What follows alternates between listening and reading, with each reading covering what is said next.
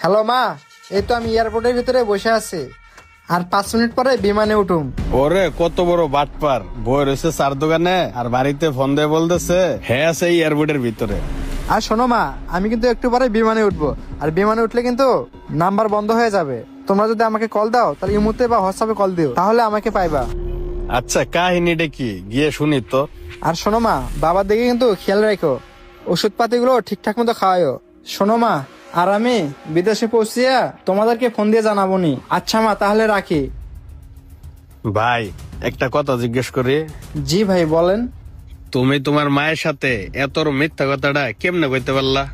তুমি এই চার দোকানে বসে থাইকা বাড়িতে ফোন দিয়ে বলতেছ তুমি নাকি এয়ারপোর্টের ভিতরে আছো, আর এইভাবে তোমার মায়ের সাথে মিথ্যা কথা বলতে কি তোমার একবার বুক কাঁপলো না? ভাই, আমার একটা সমস্যার কারণে মায়ের সাথে আমার এভাবে মিথ্যে কথা বলানো হয়েছে। কি এমন সমস্যা পড়ছো ভাই যে কারণে তোমার মায়ের সাথে এত বড় মিথ্যা কথাটা বললা? ভাই, এই মিথ্যে কথা বলানো ছাড়া আমার আর কি করার ছিল? আমার বিদেশে যাওয়ার কথা ছিল, আমি এয়ারপোর্টের ভিতরেও গেছিলাম।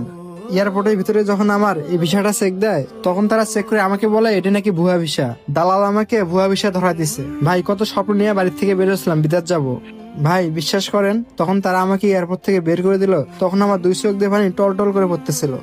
আর ভাই, আমার বিদেশ জানানোর জন্য আমার বাবা মা সব টাকা ঋণ করে নিছে, কিন্তু দালালের চক্করে পড়ে আমার আর বিদেশ যাওয়া হলো না ভাই।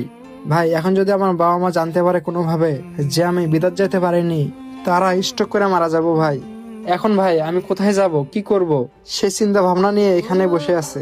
এজন্যই ভাই বাড়িতে মায়ের সাথে এত বড় মিথ্যে কথা বলানো। আরে এত কিছু ভাবলে হবে? তুমি এক কাজ করো, বাড়িতে যাও। তুমি ঢাকা শহর থাকবা কোথায়? না ভাই, আমি আর বাড়িতে যাব না।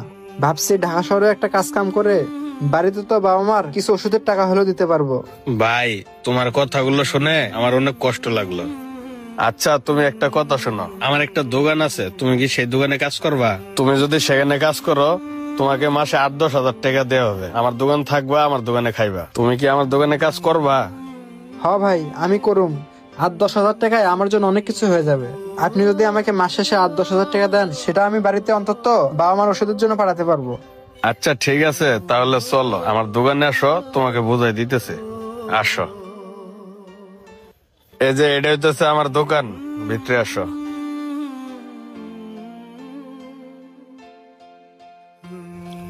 এই যে দেখছো, এই সাইডে বসো।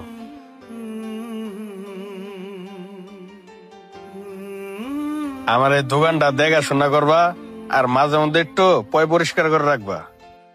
আচ্ছা ঠিক আছে ভাই।